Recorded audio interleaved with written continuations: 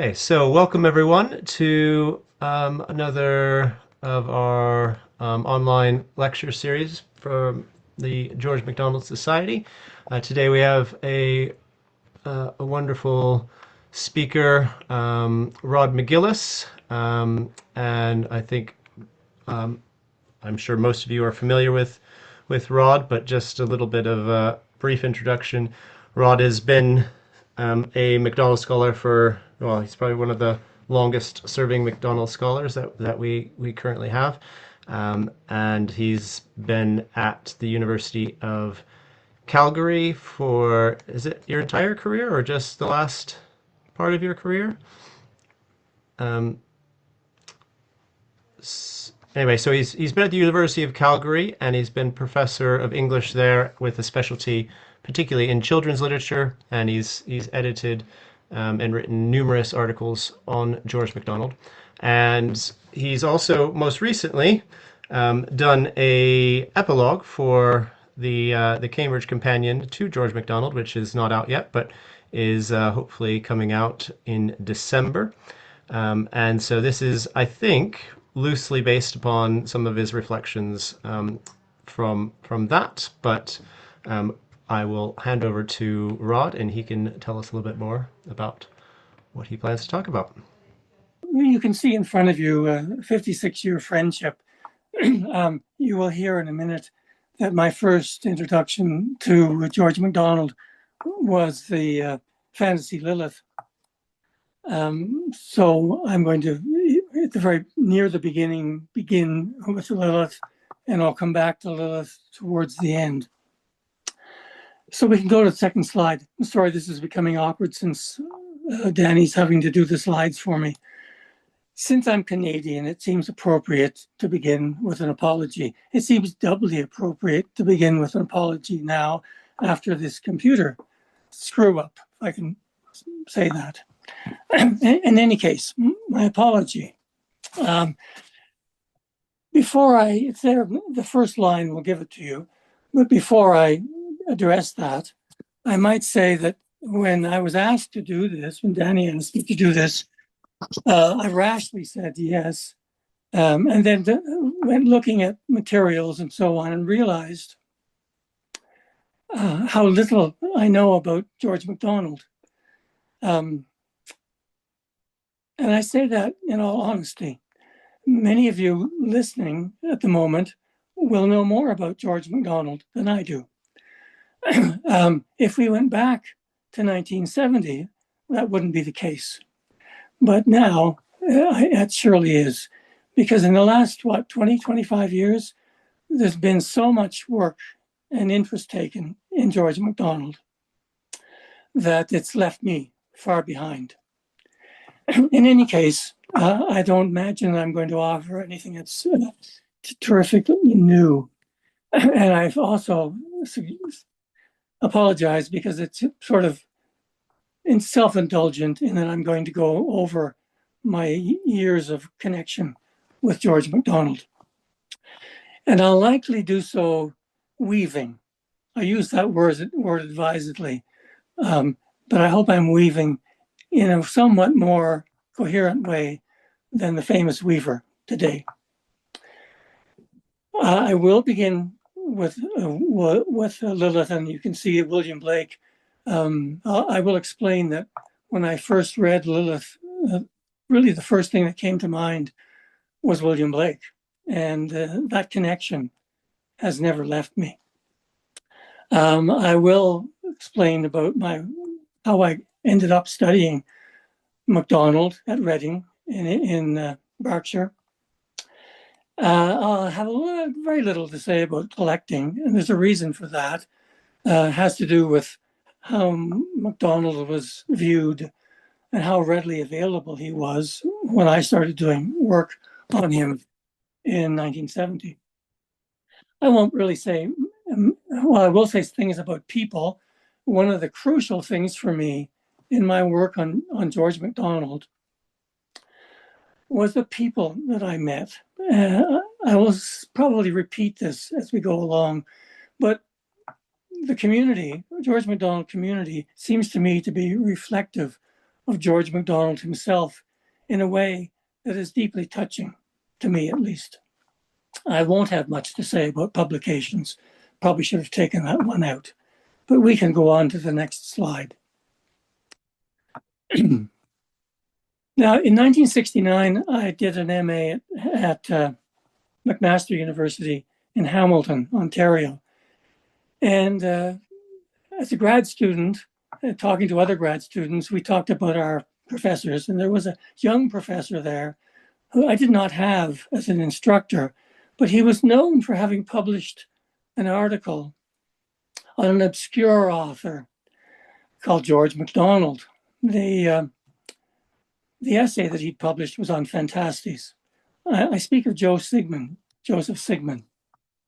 In any case, those were days when things new were exciting, things, dare I say, almost psychedelic were exciting. And so the thought of fantasy and strange writer who not too many knew, it intrigued me. And I went out and sought work of MacDonald. And what I found is what you see there, the Ballantine edition of Lilith, edited by Lynn Carter. This is the first book I read, and I would have read it in 1969. And as I mentioned, when I did read it, what struck me was the exuberance of this book, imaginatively, and it reminded me of the exuberance of William Blake, in the sense that both writers, dare I say, I'll use Blake's term, created a system of their own because they didn't want to be enslaved by another's. So this was my first read. We can go on to the next slide now. When I applied for graduate work in England, I had been teaching high school for a year and knew I wasn't going to be continuing that the rest of my life. So I applied to several schools in England to do a PhD. And only two universities showed any interest. One was Keele. If I'd gone to Keele, I would have been working on Henry James. The other was Reading. Now, this what you're looking at, by the way, is just in notes on MacDonald and Blake. And I think we can pass beyond that. I got myself to Reading now. And this one, most of you will recognize. What I learned when I did get to Reading and started to work on MacDonald was that this connection I'd made in my head was not unfounded, that indeed MacDonald had an interest in and had some knowledge of the work of Blake. My memory seems to tell me that Greville mentions in the study in Hammersmith that MacDonald had plates from Blake's Jerusalem on the walls. I may be misremembering, but I don't think so. In any case, we all know MacDonald took his book plate from Blake's illustration to Blair's grave, an illustration that Blake used in America and also in For the Children, The Gates of Paradise. Anyway, we can move beyond that now as well. And I just note in passing that Greville also took an interest in William Blake and wrote a little book on Blake called Sanity of William Blake. And I've written about this elsewhere. So anyway, can we go on, please? Moving through this quickly. At Reading. Now, Ian Fletcher and DJ Gordon were the two instructors who had been in touch with me. And they said that they'd read my proposal for a PhD thesis. My proposal was to do a thesis on Romanticism from Mozart to William S. Burroughs. What they told me was that I couldn't write the history of the world, but that if I was interested in George MacDonald, because I'd mentioned MacDonald, I mean, I'd read Lilith, right? So I'd thrown his name in this proposal. And they said if I was prepared to work on George MacDonald, then they would have me at Reading. So I went to Reading. When I got there, I learned that they had a reason for this, that they were, both of them were working on William Butler Yeats, and they had come across the passage you see on this plate from Yeats's Letters to the New Island, in which Yeats talks about having seen a production of the MacDonald family's Pilgrim's Progress in Bedford Park. And so Fletcher and Gordon wanted me to learn more about this connection, what Blake actually saw, anything I could learn. And to be honest with you, I learned very, very little. However, the next slide, please. Just as before we leave Yeats, I will explain why I didn't learn anything in a minute. But Winifred Troop does talk about the family production, and she talks about it. There's a couple more paragraphs I didn't quote here, but she talks about it in ways that fit nicely with Yeats's, a little passage from Letters to the New Island, and Yeats's sense of the simplicity and minimalist nature of the production. Excuse me. Okay, next slide. I come to the MacDonald community. When I started work at Reading, I began to meet people in the George MacDonald community. And I can't see it here, but I listed some names there. I'm going to mention two of them with short stories. One of them being Colin Manlove, who was my PhD examiner. Now, I met him in 1973 when he came to Reading to examine my PhD thesis. And we sat in a room with Ian Fletcher for a couple of hours, the two of them asking me questions, mostly Colin Manlove asking me questions. And at the end of it, he stopped and he said, "You do realize that you have misquoted me in your thesis." I was taken aback. In fact, I was embarrassed as all heck. And I thought, that's the end of my career as a PhD student. But he did not stop me from going forward. He was gracious and kind and humorous. And I always respected him for that and thank him for that. This seems to me be the kind of people MacDonald gravitated to MacDonald, and MacDonald gathered in. I mentioned a second example of this kind of thing in David Robb. David Robb from Dundee. I met him when I was traveling to Aberdeen, and I stayed overnight at his house in Dundee. And the two of us were talking about George MacDonald. And I mentioned how I had begun with Lilith, and I had a book. The book was very important to me, and that I found it one of the most stimulating, energizing books that I ever read. And he said, "Well, excuse me for a minute," and he left the room. When he came back, he had a copy of the first edition of Lilith in his hand, which he gave to me, handed to me. I took it and I looked at it and I admired it and I handed it back to him. And he said, no, that's for you. And I said, "You can't give me this book." And he said that, "Yes, I want you to have it." That book I have had till very recently, all these years. So those are the kind of people that MacDonald seems to take in. And other names that you might see there, I think John Docherty.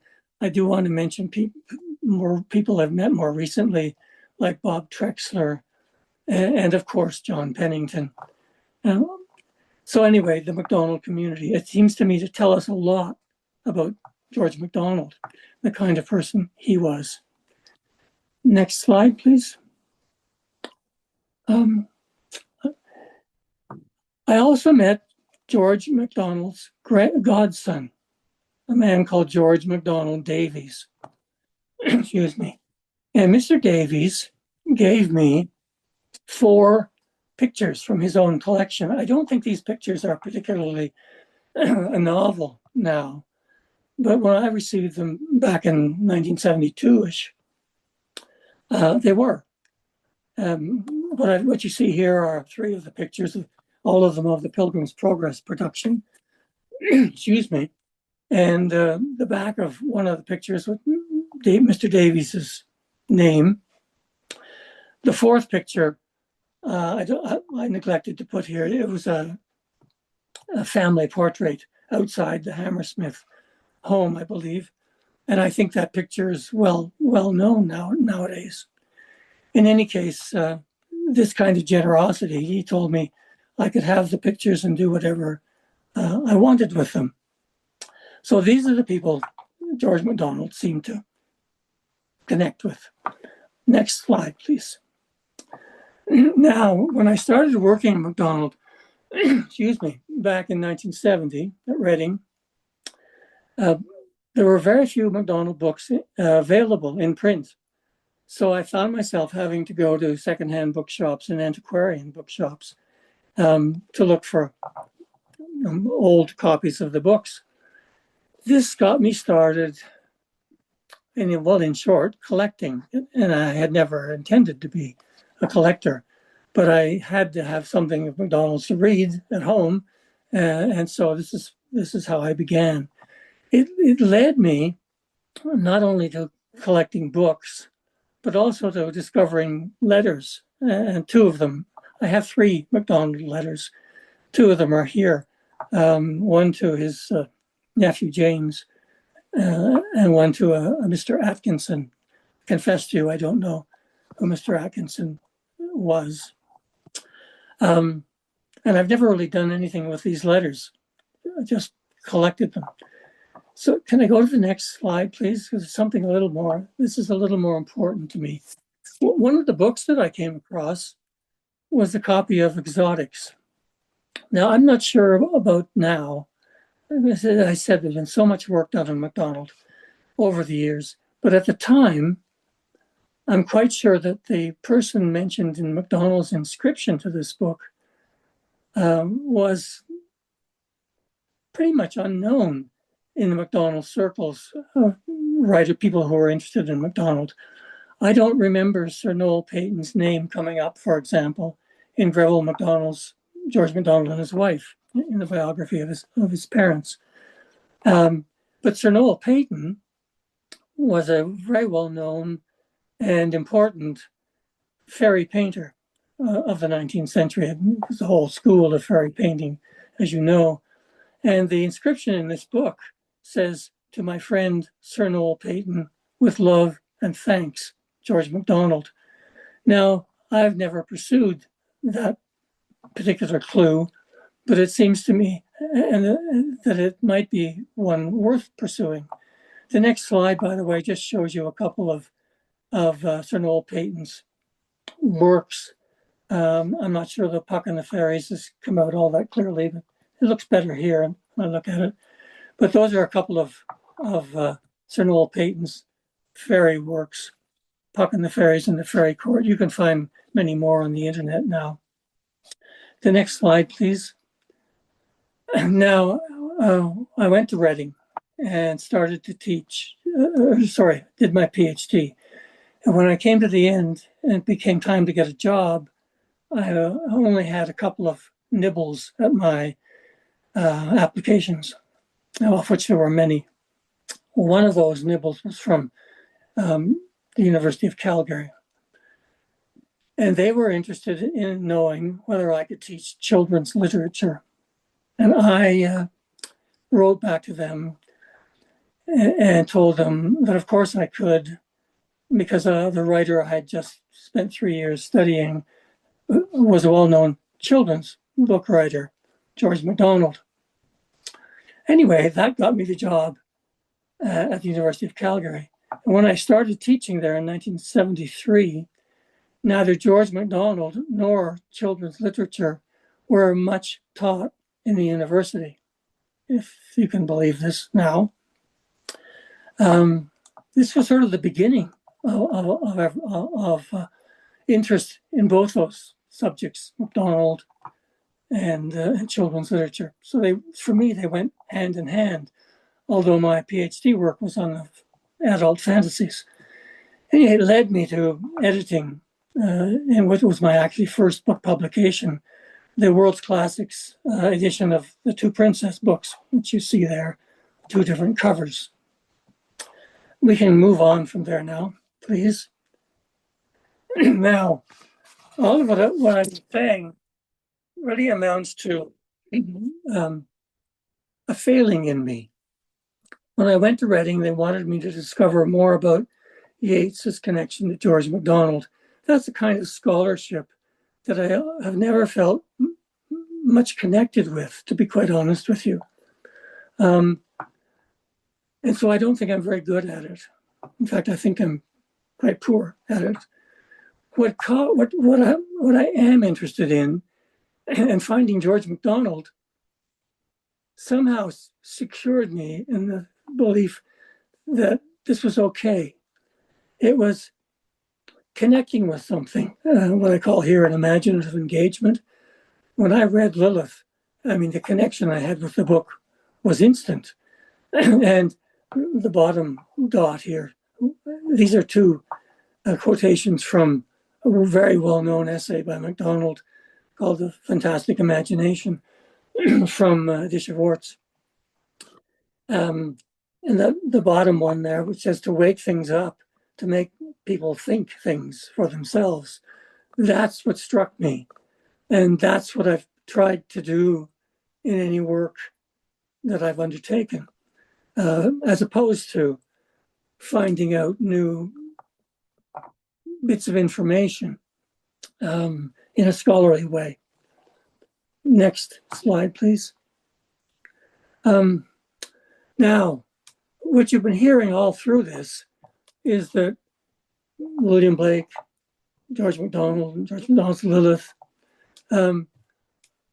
my interest was in what I think of as a kind of century and more's tradition of visionary thinking, which begins with Blake's prophetic works in the 1790s, continues through the so-called Romantic period with people like Coleridge and Wordsworth, Shelley, MacDonald liked, as you know, and then Carlyle, and then into the works of George MacDonald. And all of this work seems to me to have a kind of transformative desire, transform the world in a positive way. Excuse me. And I noticed that the quotation from Blake and his visions of the Last Judgment, I mean, Blake's full of this stuff. But what caught me with if we go to those last couple of chapters of Lilith, in which Vane and Lona are on their way to the city on the hill, and life was a cosmic holiday, as he says, as Vane says, that whole vision of a transformation and a coming together and a unification of human, non-human nature, that was very powerful for me, was back then and remains so today. And for what I think are ultimately political reasons, not that Blake, yes, I think had a political bent to him, MacDonald less so, but nevertheless, it seems to me to be there. So we could move on to the next slide, please. Part of what I'm saying is too, what also caught me was how these two writers seemed to go against the grain, didn't seem to follow the conventions and even orthodoxies of their time. This was very, very powerful to me. I think give you an example. I wish I had an example from MacDonald, but for those of you who've read Henry Crabb Robinson's diaries and his account of meeting with William Blake in Blake's old age, will have come across the passage in which the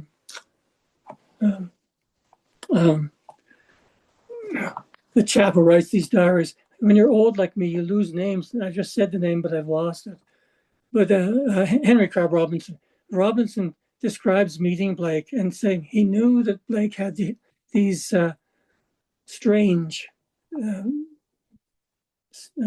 beliefs, his strange sensibility. And he asked him, among other things, who Jesus was. And Blake's answer was, I am. And then he said, and you are. I remember reading that, and that kind of thing was very powerful to me. So what you see here on this slide are just minor, small examples of, I think you can find many more examples within the writing of these two people, MacDonald and Blake, of their willingness to go against the orthodoxies of their day. It's famous, MacDonald left the ministry early on in his career, as you know, because he thought of it as dangerous or whatever.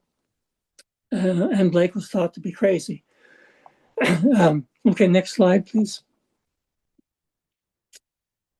Now, this desire for apocalyptic vision, which you can see here, we could read this, but the crucial thing here in this particular plate for me is Wordsworth's notion of the possibility of an earthly paradise, or MacDonald's notion in the Lilith that at the end they walked on a new earth and a new heaven, but they discovered that they are the same as the old. That kind of notion, which struck me as what told me that the world we actually inhabit here can be better than it is.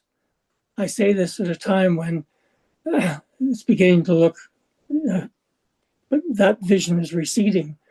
I would hate to see it recede.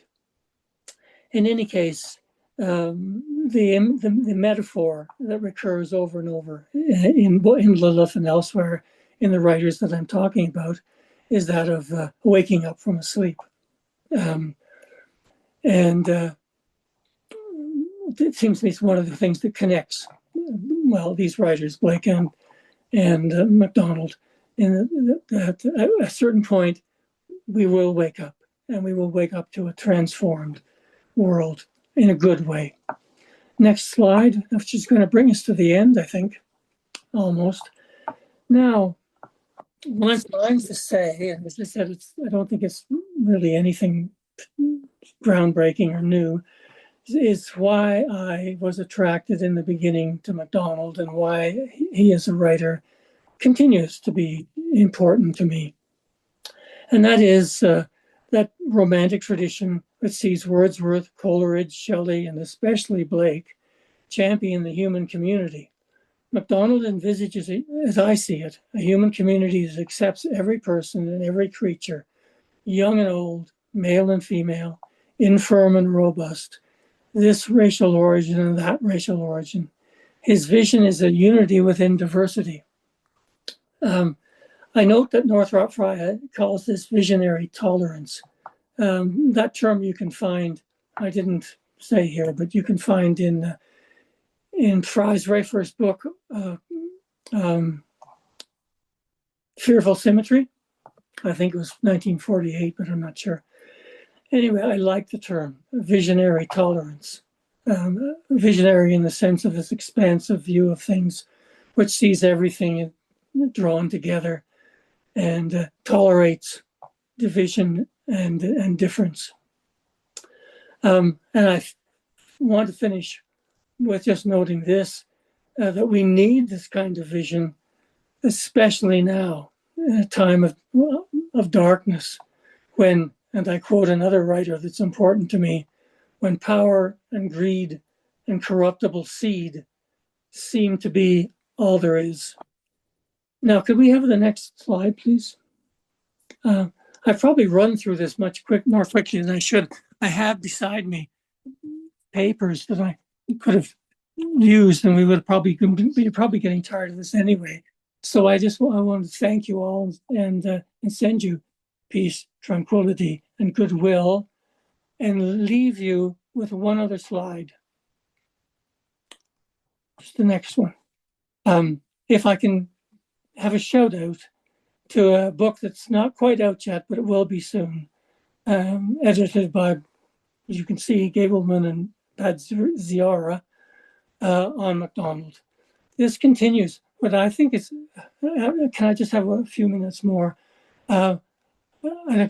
Almost an explosion in publications on MacDonald over the last couple of decades and more. I say this because I haven't kept up, but I do know it's happening. And it seems to me so long overdue, and it's giving us MacDonald that we needed, because in my time, when I started the work, the one important voice, aside from Robert Lee Wolfe, maybe, and I don't know how important he was, but was that 1946 anthology by C.S. Lewis. And famously in it, Lewis talks about MacDonald as a mythopoeic writer whose prose wasn't all that great, but whose vision was. And I think we've come to see now, over the years, that MacDonald's writing was more subtle, more nuanced, more effective than we once maybe thought it was. And I think we also notice more about how he speaks out in various ways, including with humor that we may not have thought about before, aside from maybe The Light Princess. So this is just one more book in a volumes. I also would like to mention the journal devoted to MacDonald, Northwind, edited by John Pennington, at least until very recently. And that's also a testament to the kinds of things I've been talking about. It brings together both professional and non-professional writers and readers. And MacDonald has a way of doing this. I think perhaps it's true that non-professionals read Wordsworth, or read Shakespeare, but it seems to me less apparent in writers, famous canonical writers, than it is with someone like MacDonald. It's one of the things I think we have to, that endears him, to me at least, is his willingness to speak to everyone, whether they shared completely his views or not. And I'll stop on that. I have no idea what's been happening behind me here. Yes, I haven't taken very long. So, as I look back behind me, I can see that it's ready to put me back on my computer, but I won't go there now. Well, thank you very much, Rod. If you can't see it, everyone, doing the Zoom thing of sending you clappy emojis. So thank you very much for a very stimulating, exciting talk. The papers that I had with me, this was contingency. I thought if something went wrong, as it did, I have an unpublished paper here on MacDonald. It's a kind of it's an academic exercise on MacDonald and Blake. And I was going to say, I'll just read that thing. If this doesn't, if something goes wrong, but it didn't really go wrong, and I didn't really want to read you a kind of dry as dust academic piece on MacDonald, so you didn't get that. Thank you very much for that. We do have time for some questions, so if you would like to, you can say them verbally, or if you prefer to put them into the chat, and then I could read them out to Rod. Maybe just to kick things off, I'll ask a question. One of the things that I was wondering as you were talking, Rod, is obviously you're talking about your passion for MacDonald, and obviously you then got it really into children's literature, and you used MacDonald as a springboard there. I wonder, given those two expertises that you have, if you could comment a little bit on what you sort of see as MacDonald's place within the larger picture of children's literature. A question I haven't contemplated, at least for a long time, but yes, I probably can. As you know, when I started to do this work in 1970, thereabouts, in terms of Victorian literature, if you took courses in Victorian literature at university, as I did, you would not get children's books on a course. If you did, it would be one of, say, two books, one of which was MacDonald's friend Lewis Carroll's Alice's Adventures in Wonderland. The other one might be Robert Louis Stevenson's Treasure Island. Maybe Little Women from the United States, but then in terms of the Victorian period in England, no. So MacDonald's books weren't even considered then, at least that I knew. So in terms of the importance of Victorian children's books, it was a very small handful, and MacDonald started to emerge, and partly because of his friendship with Lewis Carroll, and because it was MacDonald's books, and they tended to be fantasy books, this princess books, The Light Princess, and so on, Lost Princess, etc.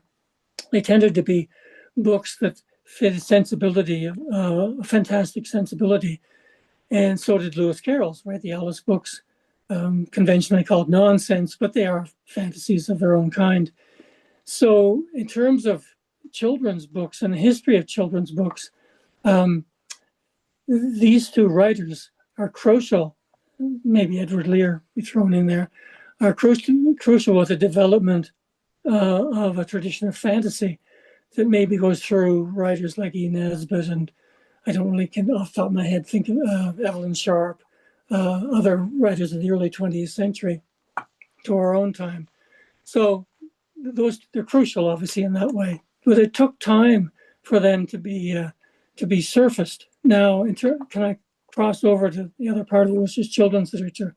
When I started out teaching children's literature in 1973, there was, as I said, very little in the way of scholarship at the time on history of children's books and so on.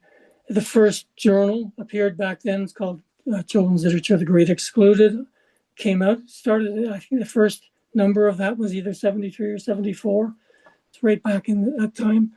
Now, when that started to happen and schools started teaching books for the young, which they largely did for pedagogical reasons connected to education departments, faculties, the first organization to be interested in all of this was the Children's Literature Organization.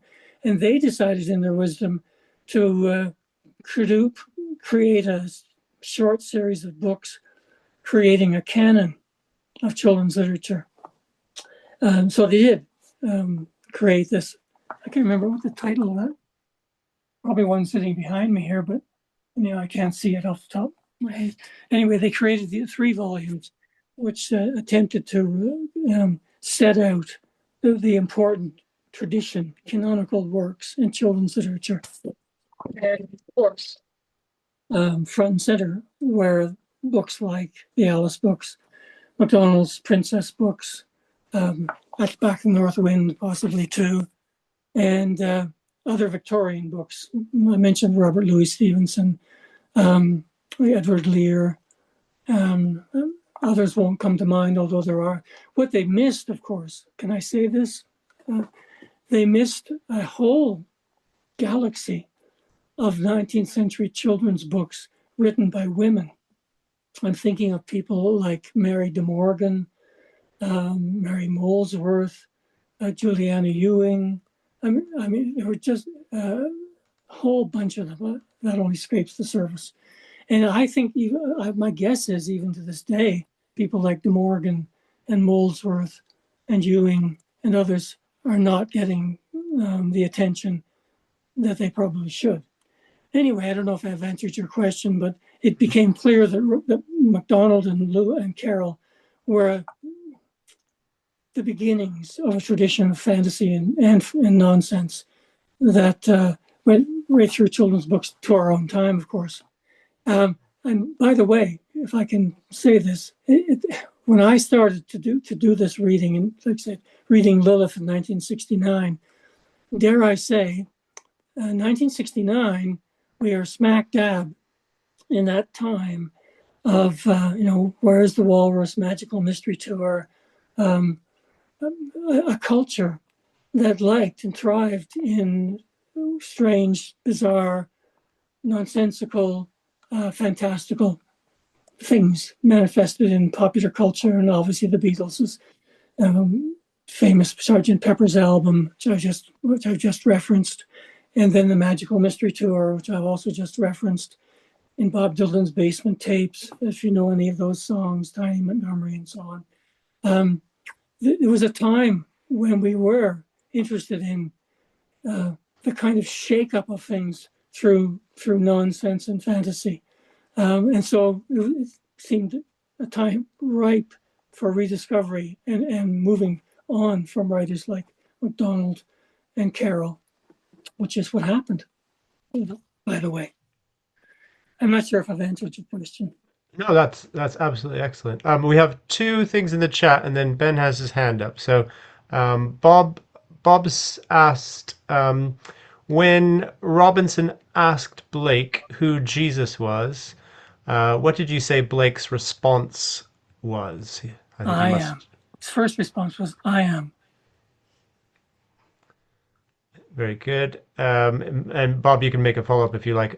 Allison has said, not a question, but an appreciative thank you from someone who has come across your great work as a children's lit and Ellen Montgomery scholar, and who was an undergrad at U of C in the early 90s. Wow. And then, Ben, would you like to ask your question? Yeah, thank you. Really fascinated what you said about the Donald community and people who love Donald. I also love. I was I was with a Lutheran minister. I'm sorry, you're breaking up. Yeah, we can't hear you very well, Ben. Maybe if you okay. can you put it in the chat? Can you hear me now? If I turn off my video? Yeah, Oh yeah, yes. that's better. Okay. Sorry, I'm on my phone and I guess I don't have a good connection. I'm on an iPad. Are you still hearing me? Okay. Yes. Okay. I was just saying, I really resonated with you, Professor McGillis, about the George MacDonald community and the good people that I find there.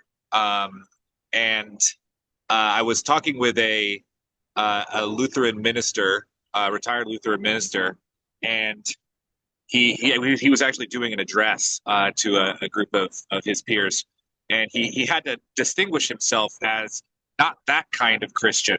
Ah. And we do have that kind of necessity. And one of the things that it's like a major litmus test for me is like, well, what do you think of George MacDonald?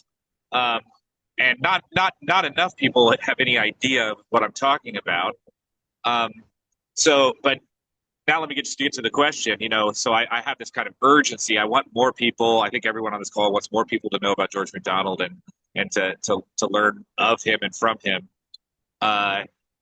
So when in your this is retrospective, in your years of studying, you said you've seen this like kind of explosion of study and publication about George MacDonald. Like, what's your kind of future cast?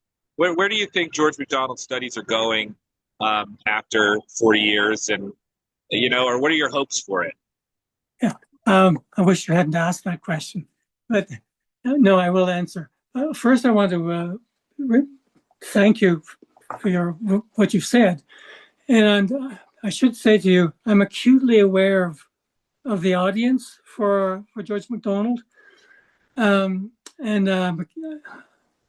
when I say that as someone who's in some ways not a part of that audience, and what I want to accentuate is, given where I come from, which is sort of outside, I think of as the larger George MacDonald community, and my voice is a voice for precisely for what you've said, seeing MacDonald as a writer who speaks to everyone, no matter who they are, what they are, or where they come from. And his vision is an important one and a valuable one. Now, as to what the future, I probably can't answer this very well, and who can? But I have a certain despair at the future of the subject matter generally. I mean, I'm sorry to say this, but when I see what's the state of the universities in my own country, in the United States, in Great Britain, I can't speak for elsewhere, but in the English-speaking world anyway, humanities generally are losing ground, losing students. Humanities faculties are dropping subjects. I mean, our own university has dropped its classics department, for example, or merged it with philosophy, which they merged with religious studies. I mean, but the independent departments have gone now. The student body, the number of students taking humanities seems to be dwindling as well. So I think the future for the subject generally is difficult. I'll just say difficult.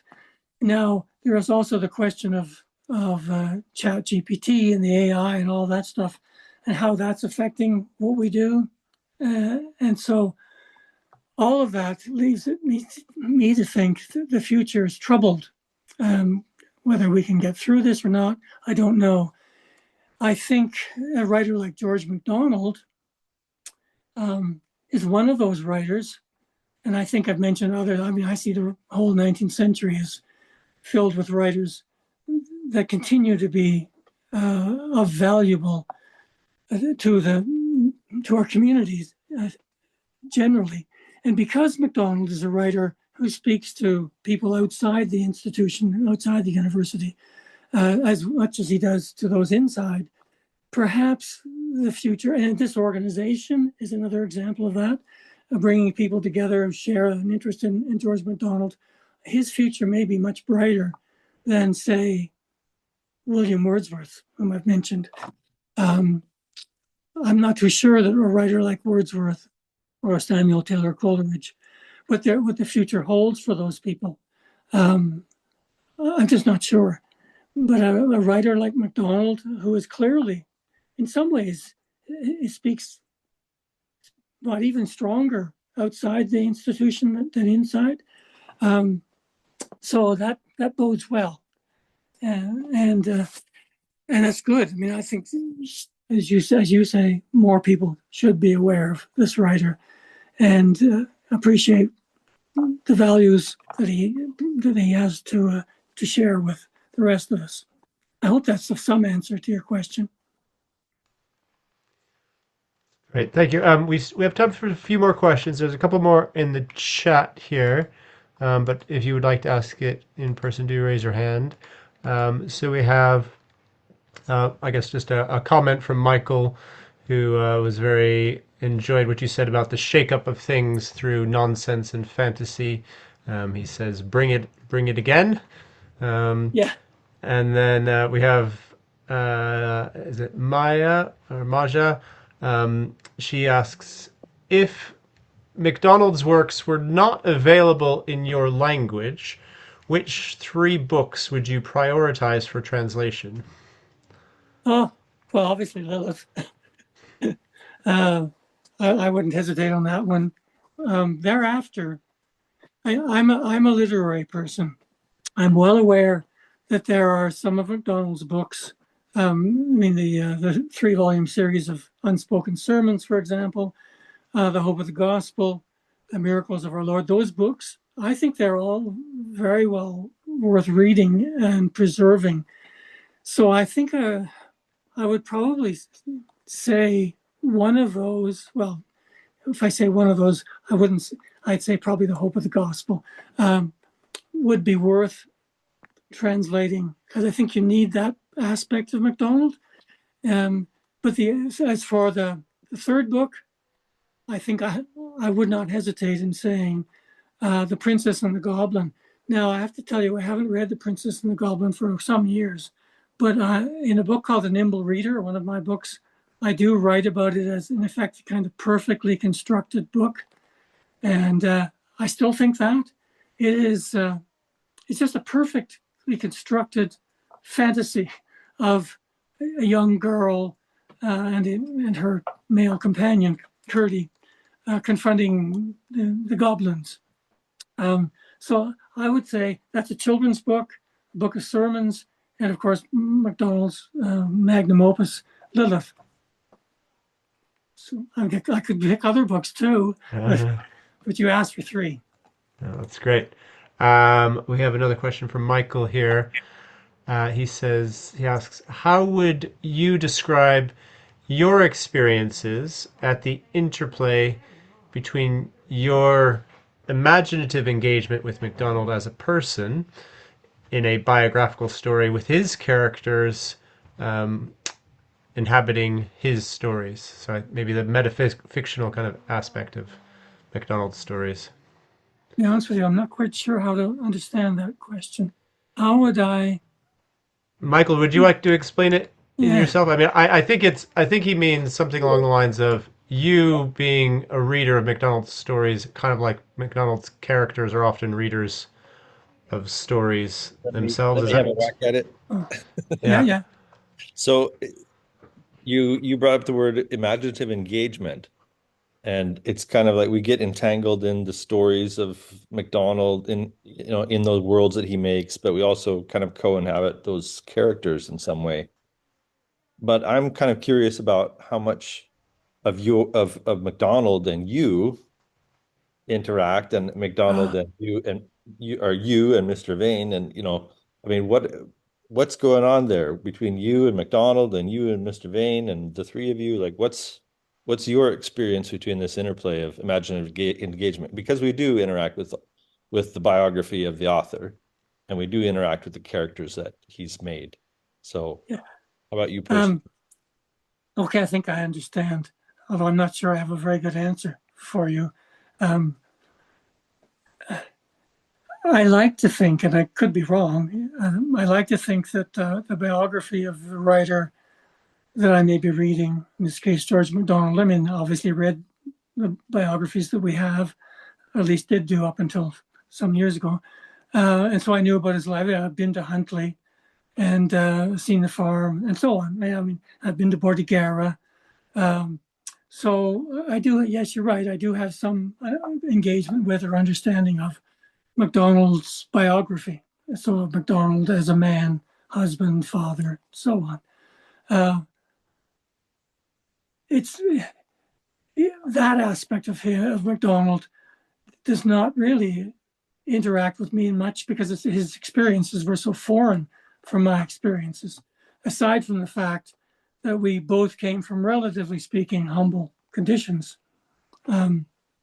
But now if you move that aspect into the books, and when I'm reading the books, I know there must be a connection between Mr. Vane or Anados and the person who created those 2 characters, that's George MacDonald. But I don't see myself thinking about that relationship when I'm reading the books. Nor do I think of myself consciously thinking about myself connecting with those 2 characters as I read the book. As a reader, what I look for, and this may sound strange, but first and foremost, I look for a prose that draws me. I mean, the actual stuff of the writing, the words on the pages as words, as Coleridge called them, and MacDonald repeated this, as live things. So it's the language that captures me first in reading. It's the reason why I like writers that may be not liked by everybody, like,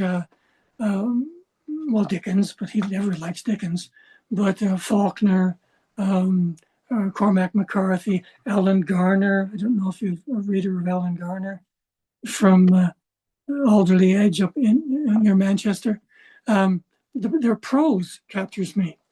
Now, strangely enough, it was the prose of Lilith, the prose that C.S. Lewis said was not all that noteworthy. It was the vision that was noteworthy. Well, I don't think you can have a vision without the language conveying it. So that was the first thing that sort of caught me. And when I gravitate back to, well, there are a number of places in Lilith, but today I mentioned those last couple of chapters when the group of children and Lona and so on are heading towards the city on the hill, heavenly city, if you will. That and all the creatures and the bad burrow and it's all of that stuff I gravitate to. So I'm not too sure about the characters themselves, except obviously, since I mentioned it earlier, a character like Vane, you do follow as a reader through his journey. Oh, are we still there?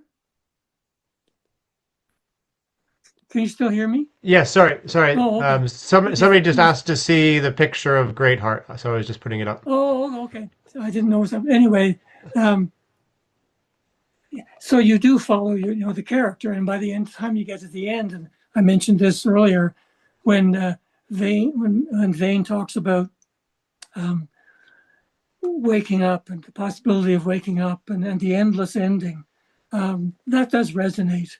And so his experience as a young man, he's 21, right, in the book, his experience of coming of age, as it were, into a world in which there are many dangers and horrible creatures, bad burrow creatures, and so on, and moving to a point where he understands this, but continue to hope.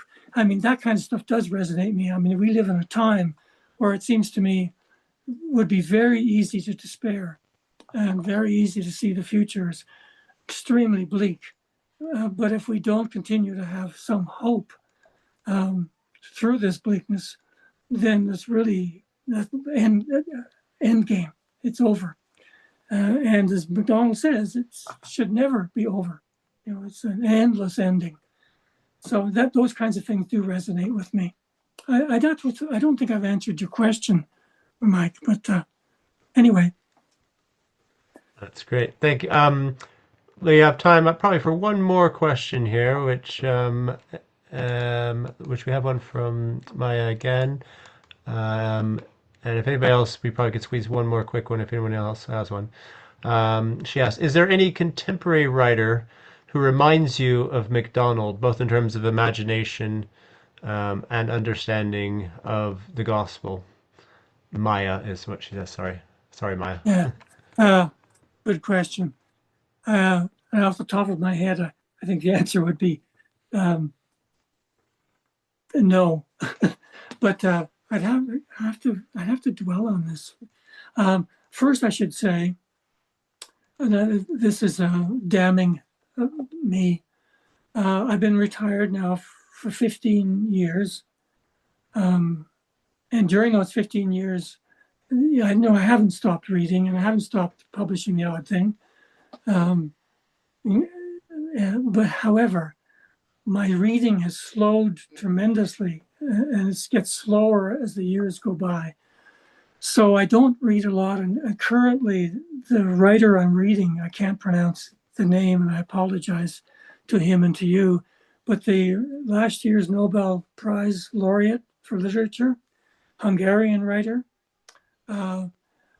If I mention him, it will, and if you've read him, you will say, oh, this is very weird.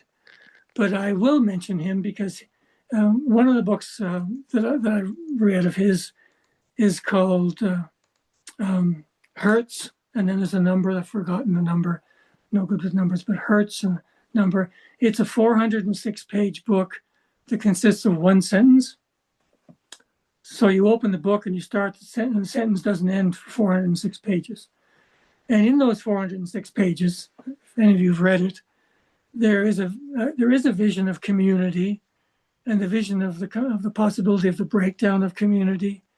And nevertheless, it seems to me the possibility of hope within that breakdown of community, and a kind of crazy prose that in some strange way might cross over with what we're talking about in MacDonald. A second book of his is called War and War. And again, it's not nearly as long, 200 and some pages. And it does consist of paragraphs that go on for pages. But it's also got a vision of a man, an archivist from Hungary, who finds something in his archive which can change the world. But in order for him to explain this possibility, he needs to go to New York City. So he travels to New York City. And once again, you get this kind of crazy a kind of craziness that is hard to explain. So I might mention this. I'm sorry, I can't do the name. I'd have to go and get the book and show you. It's downstairs in the house. But last year's Nobel laureate. But aside from him, I can't think off the top of my head a writer that I've read recently. And as I've tried to explain, although MacDonald appeals to me for the certain apocalyptic tendency of his, there's also this kind of writerly aspect that appeals to me, which leads me to a bunch of writers that on the surface of things might seem like they have nothing to do with George MacDonald. I mentioned Eldon Garner, for example. I'm not sure how he does write fantasies, Eldon Garner, right? But he also writes books that play with time. For example, a famous book called Redshift is a book that has 3 stories. The first one, way back in ancient times, as I recall. The second one in 17th century Great Britain at the time of the Civil War. And the third one in the contemporary time in 1970s. And they all tell different characters a similar story with the same object that occurs through time. So he's a writer that does seem to me to have a certain MacDonaldian sensibility. Although I will say, you mentioned the Gospels, Garner's not a writer that says much in those terms. And I don't read a lot of work that does, is the confession that I make. So there you are.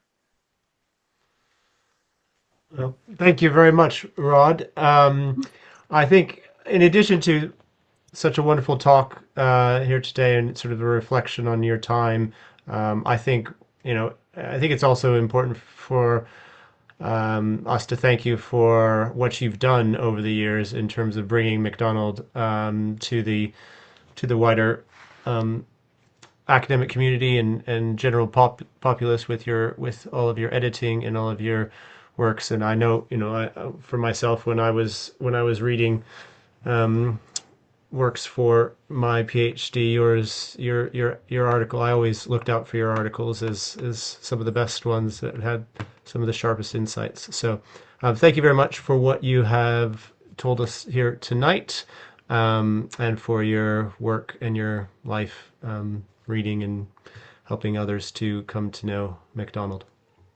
Well, in responding to you, I was, it's right here beside me, but I don't know that I can have, no, it's too far down the pile, but I'm not too sure if, so I thank you for that book, which I think I reviewed at one point.